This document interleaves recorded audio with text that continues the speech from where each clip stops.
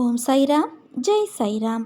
என் அன்பின் குடும்ப உறவுகளே, தான் தாமதப்படுத்துகிற விஷயத்திற்காக காரணத்தை ஆராயவோ விவாதிக்கவோ வேண்டாம். ஒழுக்கமாக, அடக்கமாக, பண்போடு நடந்து எனது கட்டளைகளுக்கு கீழ்ப்படிவதை கடமையாகவும் தர்மமாகவும் நினைத்து உறுதியோடு செயல்படு. நான் என் தாசன் மூலம் சொல்லும் ஒவ்வொரு வார்த்தைக்கும் ஒரு பொருள் இருக்கும். பொருள் இல்லாத வார்த்தைகளை நான் பேசுவது இல்லை. அனுபவங்கள் பக்குவப்படுத்த வேண்டும். அதை சரியாக செய்கிறேன். அப்படி இல்லாவிட்டால் எனக்கு இத்தனை பக்தர்கள் நாள்தோறும் உருவாகி கொண்டு இருப்பார்களா?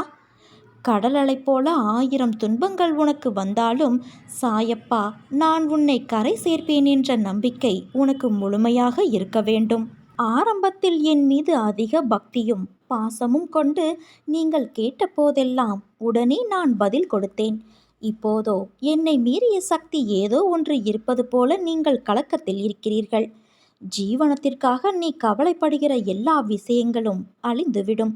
என்னையே சதா பற்றி கொண்டு இருக்கிறவனுடைய குறிக்கோளை நான் அளிப்பதே இல்லை. நீ ஓய்வெடுத்துக்கொள். உனக்கு நல்ல உத்தியோகத்தை நான் உருவாக்கி கொண்டுள்ளேன். விரைவில் தருவேன். விபத்து நடந்ததிலிருந்து எதிலும் ஒரு பற்று இல்லாமல், எதிலும் நம்பிக்கை இல்லாமல் இருக்கிறாய் குழந்தையே.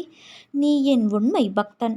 உனக்கு நேர இருந்த ஒரு பெரிய, தாங்கிக் கொள்ள முடியாத இழப்பை நான் சிறு விபத்தாக மாற்றினேன் என்பதை புரிந்து கொள்.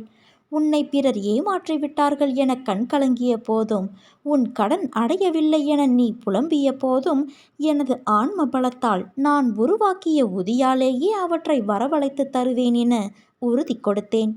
உனது பிரச்சனை என்னவாக இருந்தாலும் சரி, எவ்வளவு பெரியதாக இருந்தாலும் சரி, அவற்றை முற்றிலுமாக நான் தீர்த்து வைப்பேன். உன் தகுதியை நீ உயர்த்தி கொண்டே இரு. உன்னை விட்டு எவர் விலகினாலும் அது அவர்களுக்கே இழப்பாகவும் பலவீனமாகவும் முடிய வேண்டும்.